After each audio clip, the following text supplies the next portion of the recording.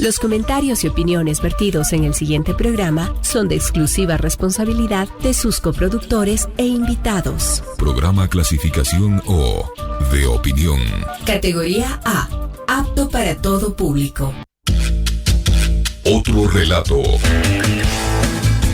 El momento para pensar en voz alta. Refleja y coloca en la mesa los distintos puntos de vista de los actores y protagonistas de la noticia. La disputa con la realidad. El sentimiento para conectar. Otro relato con Orlando Pérez. Bienvenidos.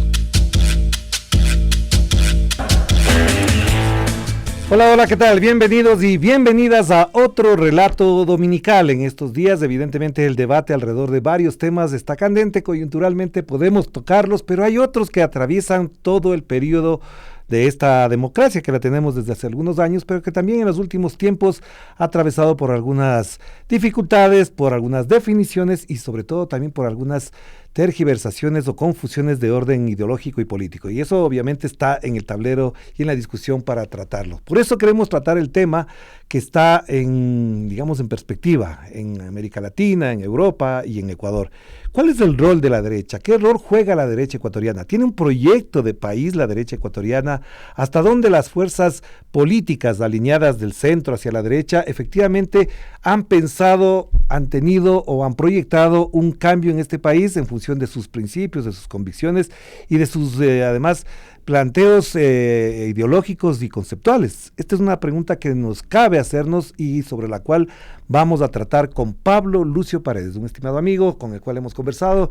Trabajamos juntos en la Asamblea Constituyente, ¿te acuerdas, sí? Pablo Lucio, bienvenido, qué gusto tenerte acá, ¿cómo estás? No, un gusto estar aquí, gracias por la invitación. No sé si trabajamos juntos o trabajamos en el mismo espacio. Exactamente. Trabajamos en el mismo espacio. Tú en la Cruz, yo en la Secretaría de Comunicación, eso sí fue así. ¿Te acuerdas de esta experiencia que, ya para entrar en confianza, digamos, sí. Fue una experiencia bastante agradable, complicada, dura, pero también fascinante desde cierto punto de vista? Mira, son aprendizajes en la vida que son muy valiosos, en los cuales uno trata de aportar algo, ¿no? Uh-huh. Aportar algo a uno mismo y aportar algo a la colectividad. Y te digo, yo acepté ir a la asamblea porque pensé sinceramente que una asamblea constituyente tenía un espíritu diferente, ¿no?, de una asamblea normal de 4 años. Ajá. La asamblea normal trata temas de, más de la vida diaria, de todo tipo. Ajá. Y de la vida diaria y de esto y de aquello. Uh-huh. Pensé que en la constituyente uno podía mirar las cosas con más perspectiva, ¿no? Uh-huh. Y poder discutir más las cosas. Y tú sabes, y yo escribí un libro sobre la asamblea, que lo saqué. Desgraciadamente salió con muchas faltas de ortografía, porque con faltas formales, digamos, porque entre escribir y luego había 2 meses para todo el proceso. Bueno, fue rápido, pero ahí yo transmití lo que yo sentía de la asamblea. Y tú sabes que yo incluso dije desde el primer día que para cambiar el espíritu de una asamblea, por más que hace 250 años en Francia haya sido de esa manera, yo pensaba que debían ponernos por orden alfabético. Uh-huh. Porque de entrada eso decir, verá, aquí se sientan los de la mayoría, acá se sientan los otros, y dentro de los otros el uno se sienta acá y el otro se sienta allá y no sé qué. A mí me parece que de entrada ya estás condicionando. Claro, incluso hasta para conversar. Exacto. Claro que porque sí. Al final uno conversa con el vecino. Claro. Pero si el vecino, digamos así, te han puesto el mismo, entonces no conversas mucho, porque no. Claro. Entonces yo siempre dije que debía hacerse estas cosas por orden alfabético para encontrarse con otros, porque al final yo pensaba que la Asamblea Constituyente era un espacio para encontrarse con otros, ¿no? Y la Constitución como tal, y como quedó, ¿crees que efectivamente tiene parte de lo que tú aportaste, de lo que tú sugeriste, de lo que incluiste, sí o no? Mira, yo en el libro, en la parte final del libro, yo hice, porque la verdad yo todos los días trabajaba, y tú sabes que yo trabajaba y todos los días aportaba documentos y reflexiones, y al final yo hice un capítulo largo, creo al final, no me acuerdo ya, en el cual yo decía, a ver, de las cosas que hemos propuesto los de este lado de acá, digamos así, estas fueron aceptadas y estas no, y si uno quiere ser, digamos, honesto, las cosas que fueron aceptadas eran cosas de poco poca importancia, digamos, ¿no? Ajá. Alguna que otra tal vez sí, ya no me acuerdo, pero eran cosas de poca importancia. Entonces, por esto digo, yo sí me frustró que la Asamblea Constituyente haya acabado siendo un espacio, me imagino yo, porque nunca he estado, relativamente parecido a una asamblea normal. Claro, ¿no? Incluso, sí. no sé si tú acuerdas, me encargaron a mí, por eso puedo hablar de título personal. Ajá. A mí me encargaron este lado de acá. Sí. Le voy a nombrar de ese lado, este lado de acá. Me encargaron que yo, ¿cómo es la palabra? Presente a May Montaño para uno de los puestos del CAL, ¿no es cierto? De la comisión que dirige la Asamblea.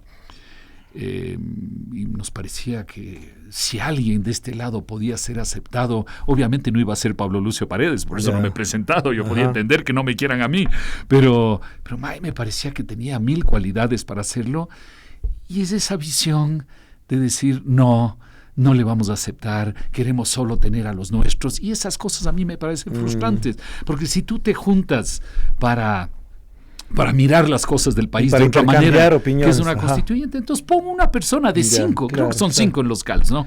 En el de allá sí era 5, si no me equivoco, sí, también. Uno de 5, ¿qué te puede hacer daño uno de 5? Se va a trepar encima de los otros 4, les va, ¿me entiendes? No, su votación, ¿qué? No, nunca puede ser mayoritaria, pero es un espacio de intercambio, entonces, y eso fue desde el principio, entonces para mí en ese sentido fue frustrante, y te digo, yo recuerdo, sin nombrar a nadie, sé quién es, pero para que estar nombrando a las personas no hace falta. Yo recuerdo que al cabo de, ¿qué sería? Unos 5 meses de la asamblea, debe haber sido por febrero, marzo, abril. Yo recuerdo que unas reuniones de la mesa en que estábamos, yo estaba en la de desarrollo económico, que éramos 13 miembros, ahí, ¿no es cierto? Éramos 13 en cada mesa. Estábamos discutiendo el seguro social. El tema del seguro social, yo pedí la palabra ahí en la mesa y expliqué cuál era la visión nuestra del seguro social. Y una de las personas ahí presentes de Alianza País me dijo, vea, Pablo Lucio, la verdad te agradecemos tus intervenciones, tu esfuerzo, está muy bien, pero nosotros sabemos lo que tú piensas sabemos lo que tú piensas, y al final nosotros tenemos los votos para esto. Claro. Entonces era como decir, se acabó la conversación. Hasta ahí llegamos. Entonces yo en broma recuerdo que el que era presidente de la mesa, que falleció hace muy poco, riobambeño de las cooperativas, se me acaba de ir el nombre, que en paz descanse, falleció hace 2 o 3 semanas, un mes tal vez como mucho, sí.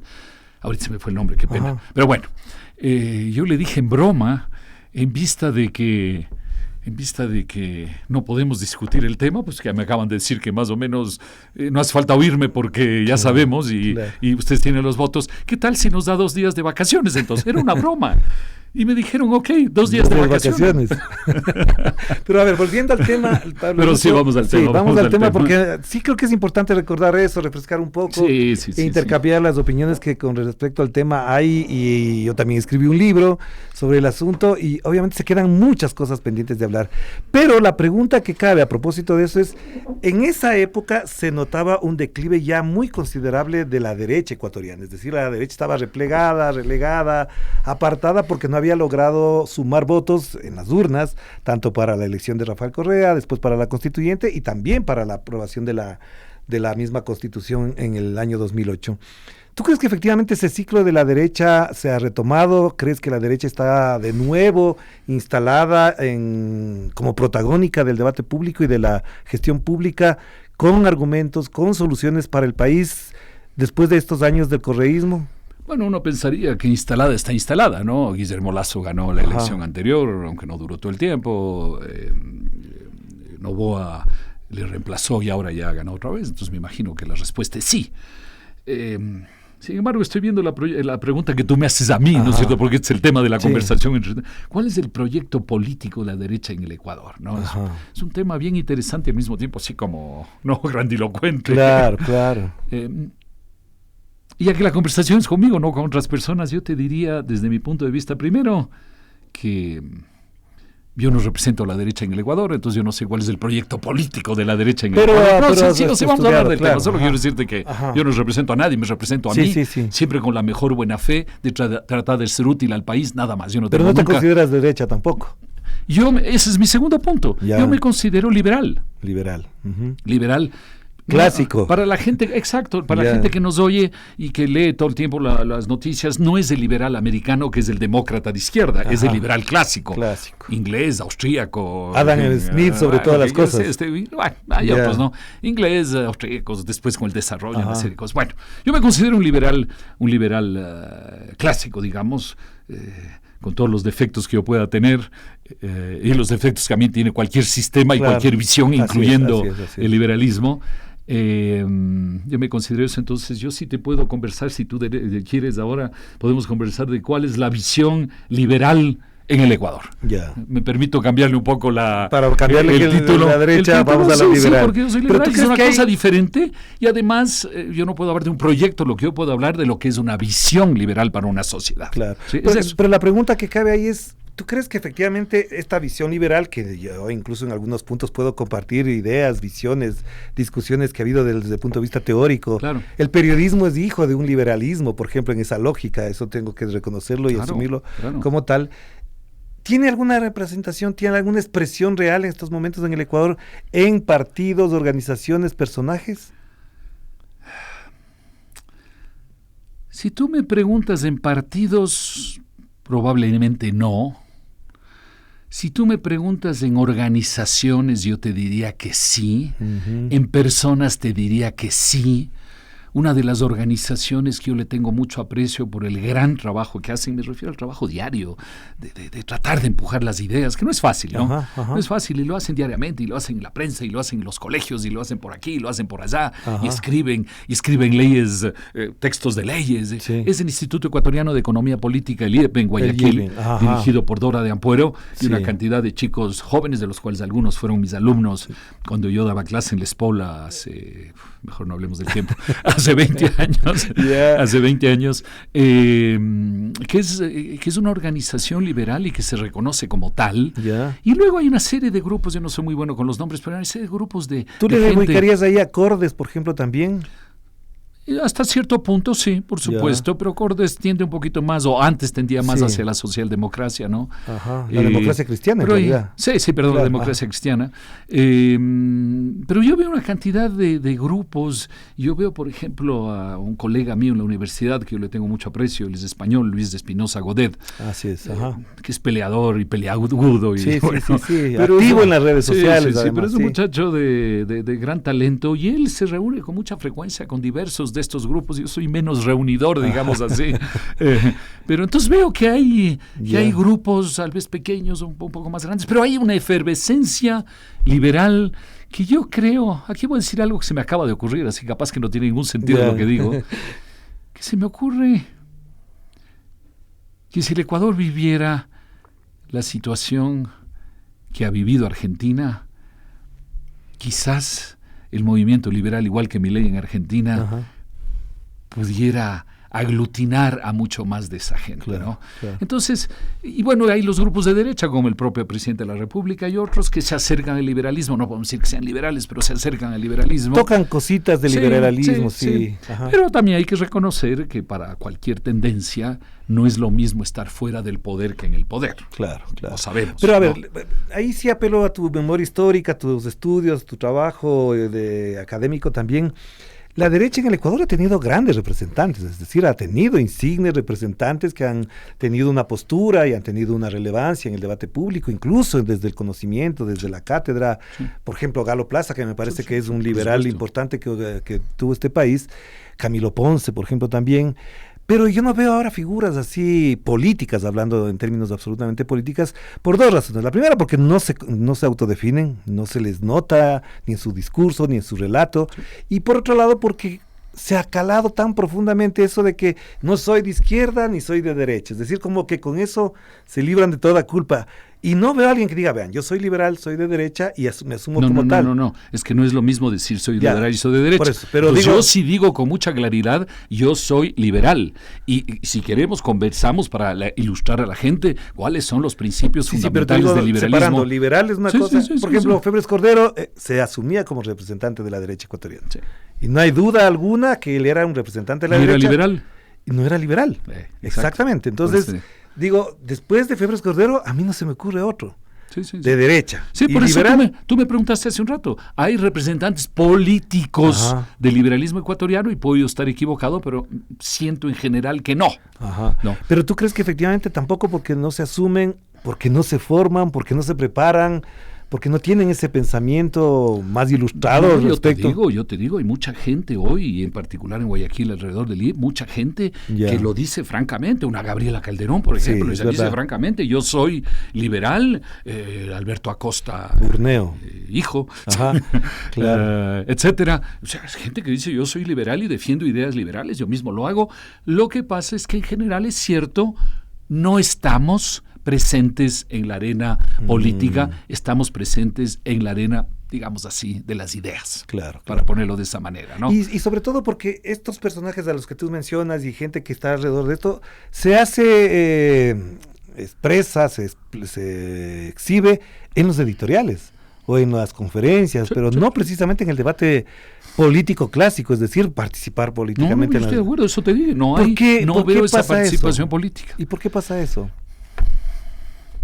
Quizás podría ser porque para el liberal participar en política es un campo bien complejo en su esencia. Ya. No solo en el tema que uno dice, la política es así asado, yo no quiero estar metido en la política porque es fea, porque no. Sino que en esencia es complicado. Porque el liberal es alguien que dice, no se deben imponer las cosas desde el Estado y desde la política, en la asamblea, en el gobierno. Sino desde las sociedades. Desde las sociedades, de los individuos y las organizaciones de los individuos. Porque es el liberalismo, ¿no es cierto? La sociedad se construye a partir de los individuos y las organizaciones que van derivando del individuo, que es la familia, que es el barrio, que es la empresa, que es el sindicato, que es lo que sea, se va a partir de ahí hasta que llegas al gobierno. Si no me gusta la palabra Estado, el Estado tiene otra connotación. Sí, es mucho más amplio que el gobierno. Sí. Llegas al gobierno, ¿no es cierto? Y tú como liberal en cada uno de esos espacios vas cediendo una parte de tus... Yo no diría tus libertades o tus derechos, sí en ciertos casos, pero de tus potencialidades, digamos, ¿no? Tú cuando vives en una urbanización, en un edificio, donde sea, nombras una directiva y le cedes a la directiva que decida ciertas cosas. Le delegas. Exacto, o sea, delegas y cedes ciertas cosas. Y cuanto más vas ampliando el círculo, más tienes que ir cediendo. Cuando tú vas a una empresa, firmas un contrato y al negociar ese contrato, parte y parte tienen que ceder para llegar a un acuerdo, ¿no es cierto? Y se va extendiendo hacia ese círculo, y para el liberal, cuanto más te alejas del centro, más complicado se vuelve el tema de ceder tus derechos, ¿no es cierto?, y tus prerrogativas, se vuelve cada vez más difícil, y esa es la razón de fondo por la cual el liberal no le gusta el gobierno como tal. No es que no tiene que cumplir funciones, no. Los liberales, al menos los liberales de una cierta conciencia, estamos absolutamente conscientes que la acción colectiva existe. Hay cosas individuales y hay cosas colectivas, vivimos en sociedad, entonces hay acción colectiva, entonces hay ciertas acciones colectivas que hay que delegar al que está acá, que es el gobierno, pero ahí le tienes que delegar una serie de cosas, no es como el del edificio que le dices, verá, usted lo que se encarga es de arreglar de la vigilar pintura, que esté todo bien. Exacto, al Estado le cedes muchas más cosas, ese es el temor del liberal. Incluso le delegas la posibilidad de que te meta preso, de que te reprima, de que te imponga impuestos, y que etcétera. se meta en todas las cosas de tu vida, no solo es el edificio. Ahora, cuando tú mencionas esto... Pero disculpa, entonces es difícil para el liberal aceptar conceptualmente, si yo estoy en contra de ese poder del gobierno, ¿no es cierto? Es un gran poder sobre el resto, yo estar ahí. Se me hace bien difícil, conceptualmente incluso. Pero eso, por ejemplo, cuando tú mencionas estas cosas, en cambio en sociedades como Dinamarca, Suecia, no sé si Suiza, pero me parecen más las nórdicas, se nota que el liberalismo está ahí, que está... dando las vueltas alrededor de los socialdemócratas, de los demócratas cristianos y también de la izquierda. Incluso se declaran algunos de izquierda liberal en esos países nórdicos. Pero acuérdate que son sociedades que tienen organizaciones de la sociedad civil. Entre esto y esto, organizaciones de la sociedad civil muy fuertes, ¿no? Y partidos que son mediadores de esa... Entonces, juegan el rol de mediadores, claro. Entonces, yo creo que quizás, nunca he hablado con un danés o un noruego sobre este tema, pero quizás ellos se sienten más, ¿qué decir?, más tranquilos, digamos, de participar, porque saben que no están con ese poder absoluto sin ninguna intermediación, sino que hacen parte de un proceso de intermediación. Probablemente... Claro. No sé si viste esta serie Borgen, no sé si cómo se pronuncia, creo que es danesa, que es la discusión de por qué una primera ministra mujer llega por primera vez al cargo, etcétera, y se ve la discusión pública entre conservadores, liberales, de izquierda, y dices, no sé si cabe para el Ecuador, no sé si calce para el Ecuador, porque es una discusión profunda en primer lugar, pero también una negociación que ocurre, te doy este puesto, te pongo de ministro aquí, te pongo de ministro acá, y los gabinetes son la representación de esa diversidad. Pero mira, yo siempre recuerdo que antes de la Asamblea de Montecristi, unos 10 o 12 asambleístas diversos, ¿no? Nos invitaron a hacer una gira por Noruega y Holanda y España para hablar con la gente que estaba en las constituciones de esos países y algunas cosas por el estilo, ¿no? Y recuerdo siempre en Holanda que visitamos, ahorita se me fue el nombre, para que veas que estoy con problemas de nombres, se me fue el nombre, que era una organización donde estaban los empresarios, los trabajadores y miembros respetables, digamos, de la sociedad civil, y que el gobierno, cuando quería hacer cualquier cosa, tenía que pasar por esta instancia. Tenía que consultar. Y más que consultar, obtener la autorización de ellos. Pero una organización de la sociedad civil. De la sociedad civil. Dentro de esta estructura política, no es que a alguien se le ocurrió crear, está creada dentro, pero una organización donde la gente va nombrada a dedo, digamos así, o cada una de las organizaciones hará la elección que le parece, pero eran empresarios, trabajadores y sociedad civil, y hay sillas para los del gobierno al medio, igual que en cualquier parte, y los del gobierno venían a exponer sus planes, sus leyes, sus cosas, y tenían que discutir con esta gente antes de procesar esas leyes, ¿no? Porque además, entonces hay esos caminos intermedios, ¿no? Pero es que ese era el espíritu, y voy a decirlo así con frontalidad y todo, porque Pablo Lucio fue partícipe, fue testigo de eso. Ese fue el espíritu del Consejo de Participación. El espíritu en su momento, es decir, que sea la sociedad civil o las veedurías y todo lo demás las que intermedien antes que el Estado, que antes que la Asamblea, antes que los partidos políticos en el nombramiento de las autoridades de control que estaban supremamente desprestigiadas en este país. Y ese espíritu se perdió con el Consejo de Participación, por ejemplo. Que entonces era una institución liberal. Qué bueno.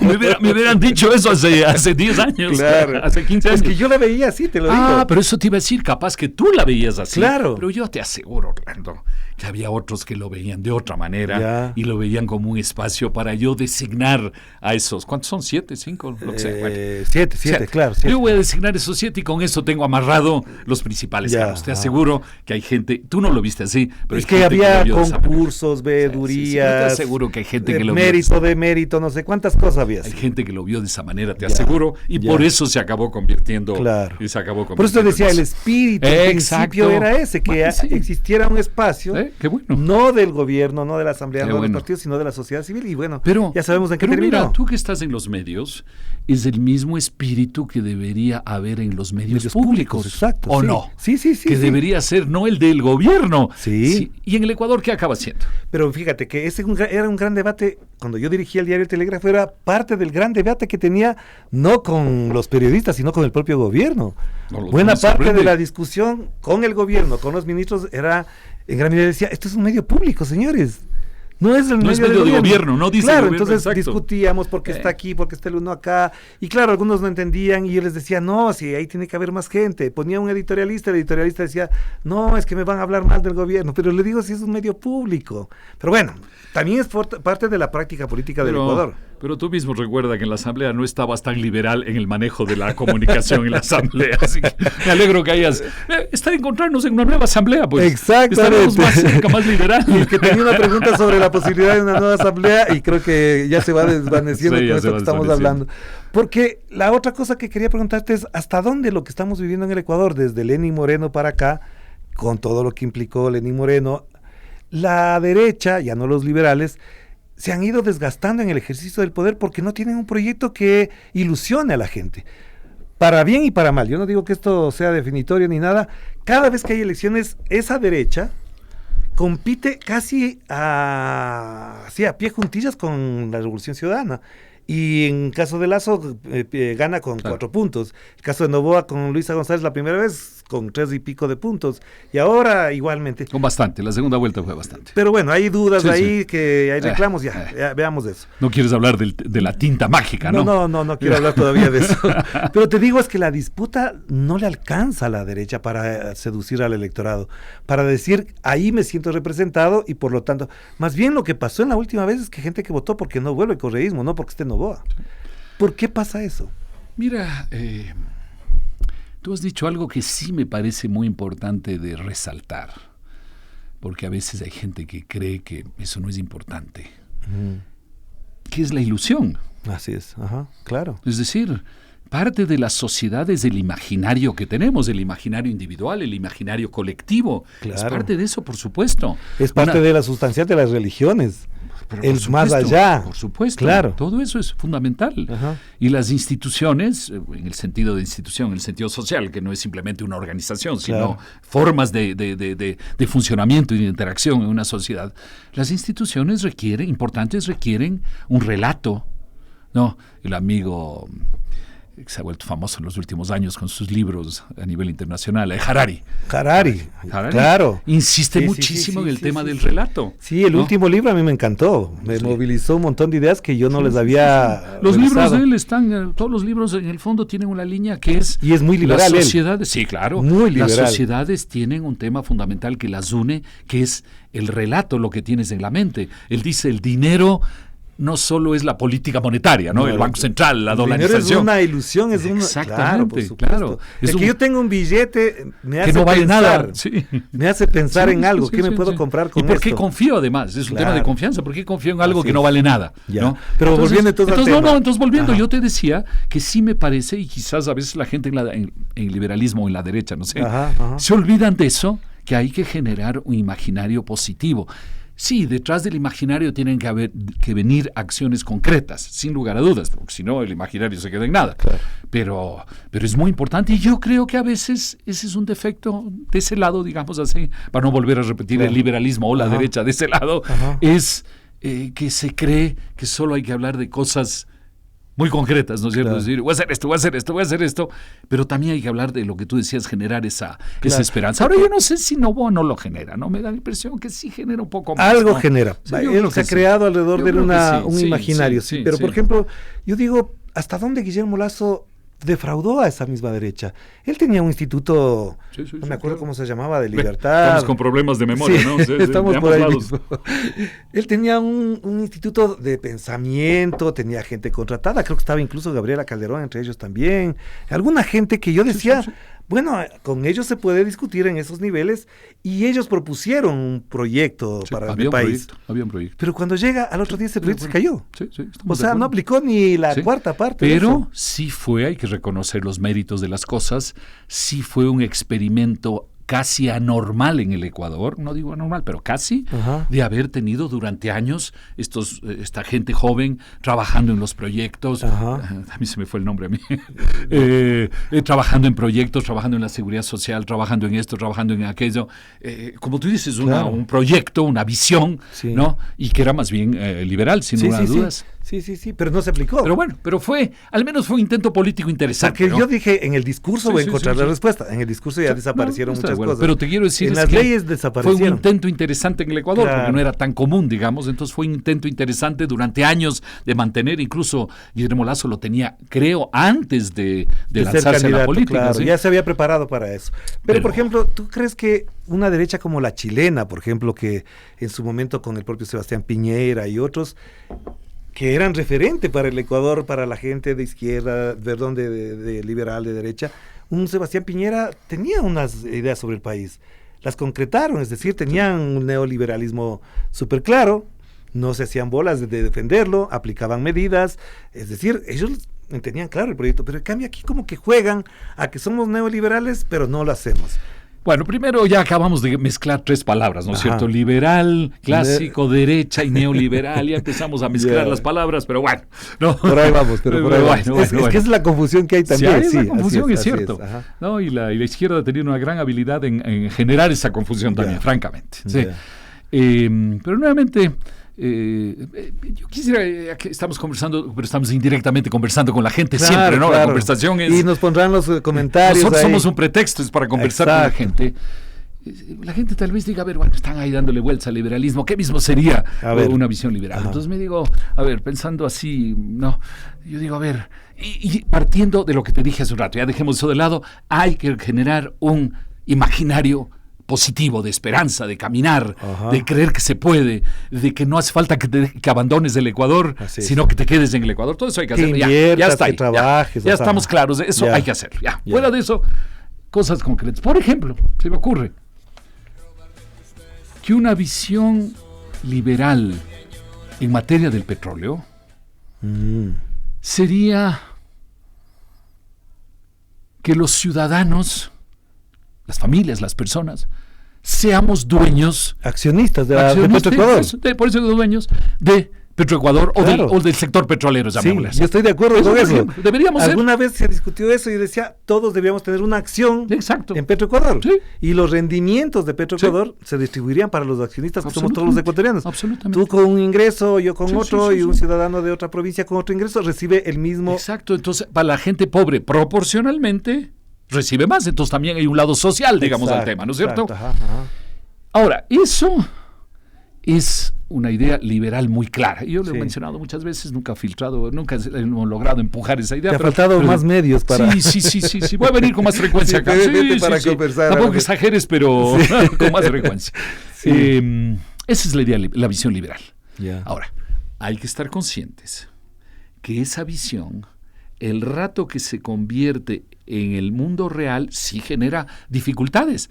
Porque tú dices, a ver, somos los dueños, perfecto. Los dueños de una empresa tienen que tomar decisiones. ¿Cómo tomamos decisiones 17 millones de ecuatorianos o 5 millones de familias? Muy difícil. ¿Qué es lo primero que hay que hacer? ¿Cómo se llama? Al directorio. Exacto. Entonces ya vienes, seamos justos. Claro. Pasas a la acción colectiva. Ajá. ¿Cómo decides? ¿No? Como rindes cuentas después. Exacto, ¿cómo a eso? Y entonces le eliges, pero eso, ¿cómo vas a lograr nombrar un directorio de calidad? Capaz que acaba siendo un directorio manejado por unos y otros. Otro consejo de participación. Exactamente. No en la visión tuya, sino en la otra. Claro. Pero bueno, el hecho que sea difícil no quiere decir que no se pueda hacer. La vida es difícil. Es una opción, un imaginario, claro. Ese, por ejemplo, ese es un camino que sería muy liberal y que creo que sería correcto. Y entonces tú les contratas a los mejores para que los mejores hagan la exploración, la explotación, el petróleo. Que administren la empresa. Sí, que administren y que hagan de la mejor manera. Y en cuestiones de seguridad social, ¿cuál sería la idea que en esa lógica se debería aplicar en el Ecuador y que no esté atada a lo que en algunas cosas se ha discutido, que es más de los trabajadores, que no la patronal, que no paguen? ¿Cómo sería una seguridad social desde la visión liberal? Desde la visión liberal, bueno, primero, la visión liberal parte del individuo, ¿no? Parte de un individuo con derechos y responsabilidades, Orlando. Yo creo que es una palabra bien importante. Sí. Por eso el liberalismo no es algo fácil, sinceramente. Sí. ¿Por qué no es fácil? Y tal vez por eso no ha tenido tanto éxito político, digamos, donde nosotros, porque no es fácil. Porque no solamente son derechos, son obligaciones. Exacto, también. Me acuerdo que en la constituyente de Sangolquí, y ahí sí lo digo porque fui testigo de eso, Osvaldo Hurtado introdujo un capítulo de las obligaciones del ciudadano. Sí. Creo que eran 12, 14 artículos. Sí. Esto digo, hay derechos y responsabilidades en la vida, ¿no? Y también el liberal tiende a pensar que los individuos son más capaces de lo que se cree, ¿no? Y por eso es que nosotros pensamos que la visión socialista, por muchas razones, es errada, pero una de las razones es que en el fondo el socialismo considera que los individuos no son capaces, ¿no? Y entonces alguien tiene que venir, que es la colectividad, el gobierno, todo esto, a estar siempre encima del ciudadano, ¿no? Entonces los liberales más bien decimos, no, el ciudadano tiene capacidades, y al revés, tiene muchas capacidades y hay que apoyarle en ciertas cosas. Por ejemplo, si a mí como liberal me dices, hay que apoyar la educación y la salud de la gente más pobre, yo te digo, pero 100%. Pero es que además también es un derecho liberal, alcanzado por los liberales también. Es fundamental, ¿no? La educación pública, no tengo nada la salud en contra, pública, no tengo nada contra. ¿Cómo lo haces? Se discute, pero que tiene que haber una acción colectiva para que haya mejor educación, mejor salud y todo lo que involucra a la salud, ¿no es cierto? Nutrición. Claro. Y además desde los menos 9 meses de la madre, en fin, todo este tema, ¿no? Ya. Entonces, ya te digo, yo creo que hay que creer en los individuos, y el liberalismo cree en los individuos y cree también que hay que apoyarles en ciertas circunstancias, no hay duda. Y una de las cosas que yo creo, pero en el mundo ya se ha dejado casi eso de lado, es que la gente tiene más capacidad de pensar su jubilación y su patrimonio hacia sus hijos de lo que creemos, ¿no? Generalmente se dice, la gente nunca entiende el ahorro, peor todavía para la jubilación. Peor. La gente no tiene capacidad. Cuando pasa de los 50, la gente ya comienza a hablar y a pensar en esos temas. Pero ve, Orlando, tú que estoy seguro eres más contactado que la gente que yo. Tú ves gente de muy bajos recursos que al final deja a sus hijos las vaquitas, y digo las vaquitas en diminutivo. En los departamentos. Digo en diminutivo porque nos gusta en el Ecuador hablar en diminutivo, ¿no? Las vaquitas, el terrenito. El departamento. Que sea algo, la gente de bajos recursos. Y entonces, ¿cómo lograron tener eso? ¿Porque no pensaron en el futuro? No, claro que pensaron. Claro. Entonces, además ese imaginario, perdona que te interrumpa ese imaginario ha hecho que mucha gente, por ejemplo, cuando tiene una propiedad, la asume que no es para él, que es para sus hijos, que las tiene que dejar. Sí. En cambio, eso se ha ido superando en otras sociedades. ¿Por qué les voy a dejar? Bill Gates dice, ¿por qué les voy a dejar la herencia? Si yo te iba a decir eso. Yo les digo a los muchachos de mis clases en la universidad, les digo a los muchachos, yo estoy seriamente pensando en no dejar a mis hijos nada. Pero ya les diste todo. Entonces todos se quedan así. Y les digo, efectivamente, ya les he dado todo. Más bien estoy pensando en dejarles deudas. Para que te paguen tus deudas. Se quedan así los pero eso que acabas de mencionar es muy interesante, claro, porque la gente construye un imaginario y un patrimonio. Son los imaginarios. A partir de ese imaginario construye un patrimonio pensando que con eso asegura el bienestar de su generación, de sus herederos. Entonces, decíamos hemos avanzado en el mundo por la razón que sea, ¿no es cierto? Empezaron los alemanes, Bismarck, hace más de 100 años, y todo este cuento, que es obligatorio, y todos los demás dijeron, sí, tiene que ser obligatorio, subámonos al carro lo obligatorio, no queda más, es obligatorio. Yo creo que primero tú deberías dar libertad a la gente de escoger cómo llega a financiar esa jubilación. Yo debería poder decir, verá, yo no quiero aportar al IES, sino que esa plata me voy a comprar una casa.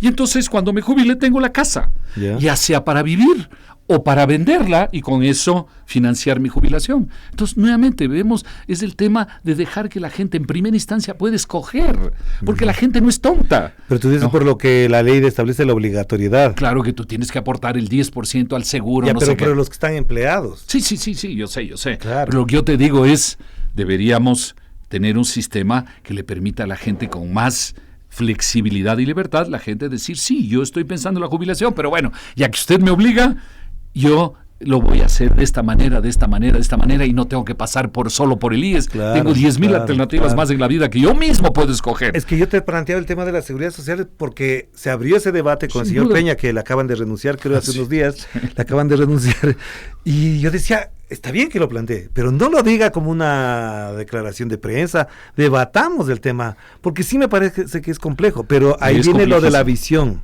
Sí, volvemos otra vez. Por eso te digo, ¿cuál es la visión liberal? Es la visión de que, la gente tiene la obligación le vamos a obligar a que ahorre para su jubilación, pero la primera cosa importante es démosle una gama de opciones que la propia gente escoja. Yo te doy la opción IES, si te gusta el IES vas al IES. Yo te doy la opción, como en Chile, de las administradoras de fondos de pensiones. Pero si tú prefieres hacerlo a través de un negocio, prefieres hacerlo a través de una casa, de lo que sea, un terrenito, bueno, eso es un tema fundamental que la gente puede escoger. No, pero tiene que haber una regulación para que no haya perjuicio para el uno ni para el otro. No, por eso estoy diciendo, ya entramos a la obligación. La obligación tiene normas, pero las normas deben ser mucho más abiertas y libres de lo que son actualmente. Primera cosa.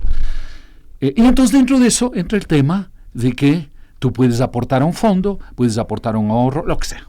Lo que sí creo yo, Orlando, es que así como te decía que la educación de la gente pobre, la salud de la gente pobre es una obligación colectiva de participar en eso, y para eso hay que pagar impuestos, ¿de qué otra manera? ¿No? Hay diversos caminos para hacerlo. Ojo, tú sabes que una manera es que haya escuelas públicas, otra manera es darles bonos educativos a la gente para que salgan, escojan dónde educarse. Hay muchos mecanismos posibles, pero digamos hay esa obligación colectiva de hacerlo. Yo también creo, porque yo me imagino que es un liberal. Un liberal es una persona que anda por la vida diciendo, yo quiero que me respeten como individuo. Ujú. Pero no soy individuo egoísta, que es la palabra que la gente no entiende en el liberalismo. A veces dice, pero son unos individualistas egoístas. Sí. No. Somos como cualquier persona que somos en ciertas cosas egoístas y en otras cosas muy altruistas. Tenemos toda una gama, igual que la mayor parte de personas. No somos ni mejores ni peores, Ajá. ¿no? Pero para mí el liberal es esa persona que dice, yo quiero que me respeten como individuo, pero yo miro alrededor mío. Y tengo obligaciones con el resto también. Por eso, Exacto. miro alrededor mío. Ya. Yo miro alrededor mío. Y entonces yo veo niños que no tienen educación. Entonces digo, no, esos niños tienen que tener educación. Y luego veo personas mayores, ¿no?, que no tienen nada al final de su vida. Y yo también digo, en mi sociedad, yo quiero que se les apoye a esas personas, Claro, porque yo no puedo claro. aceptar en mi sociedad que haya personas mayores que están en la calle mendigando. Ujú. Me importa, honradamente a mí me importa menos el medio, Orlando. Ya.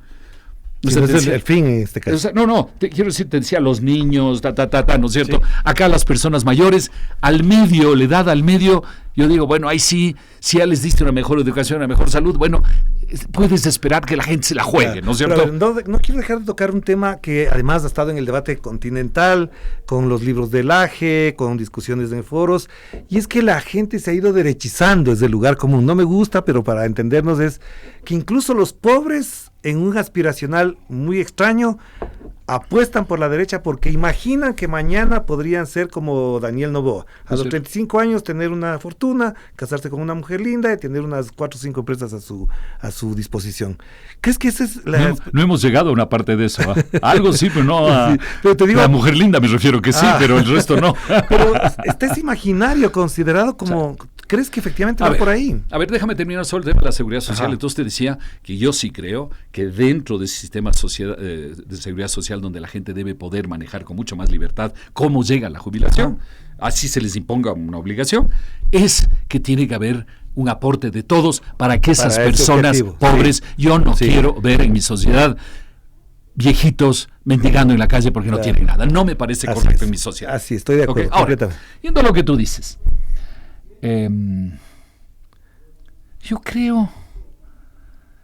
Yo creo, no es que las personas sean, ¿cuál es la palabra? Derechizado. Sí.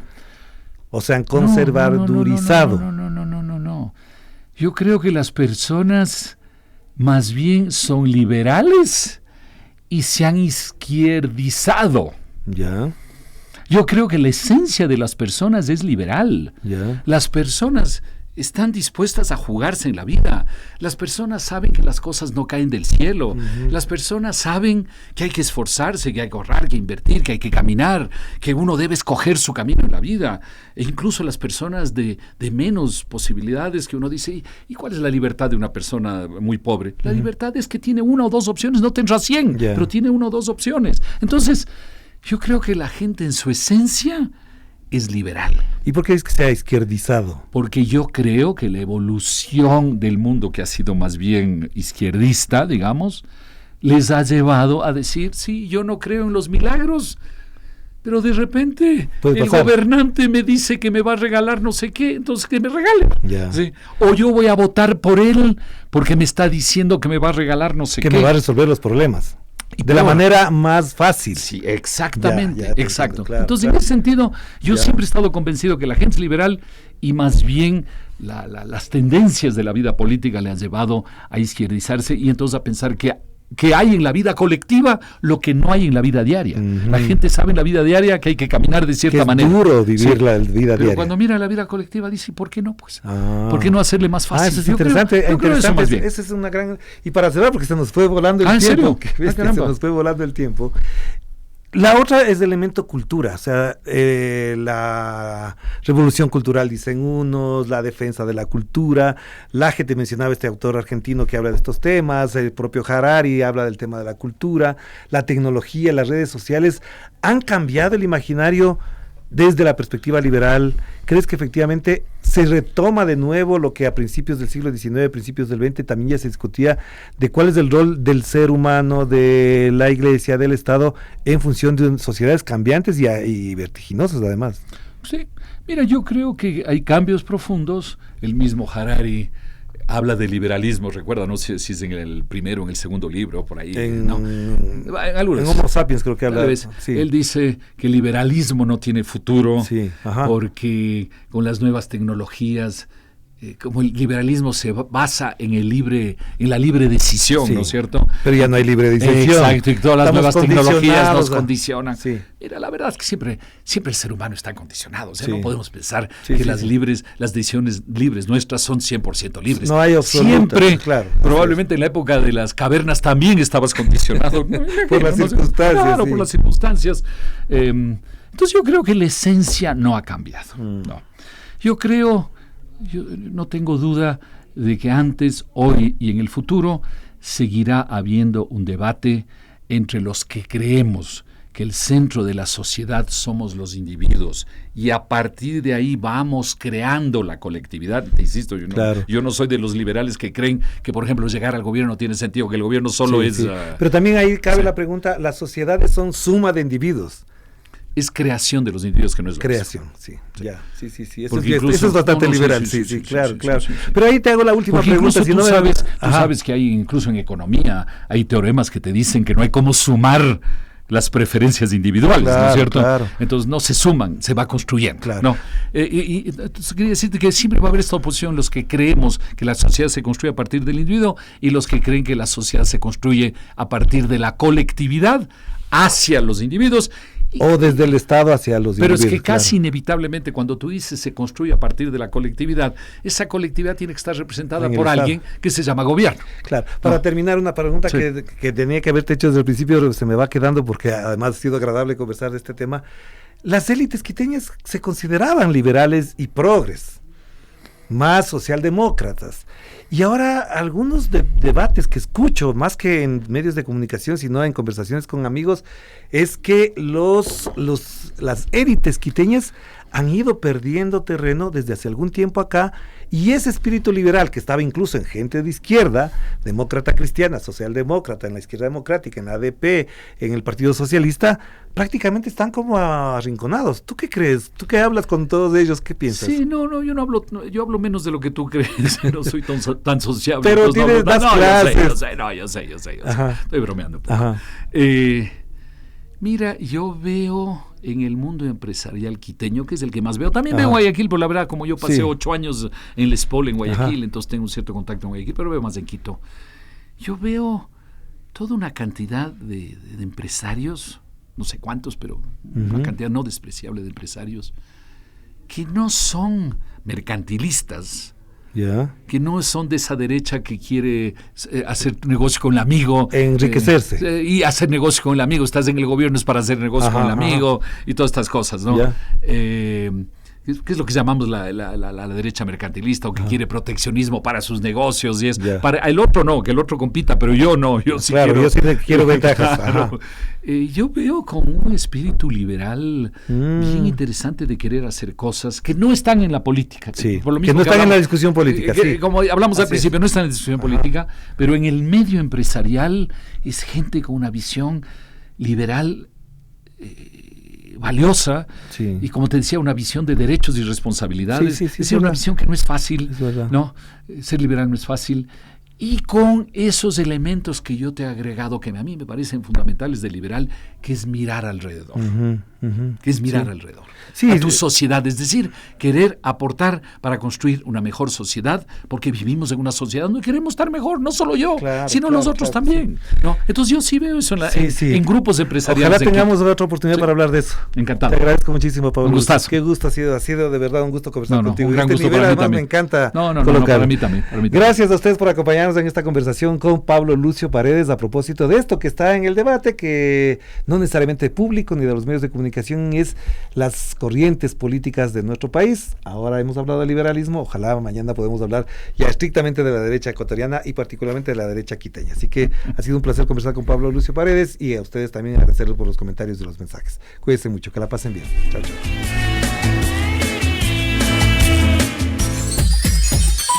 Programa clasificación O de opinión.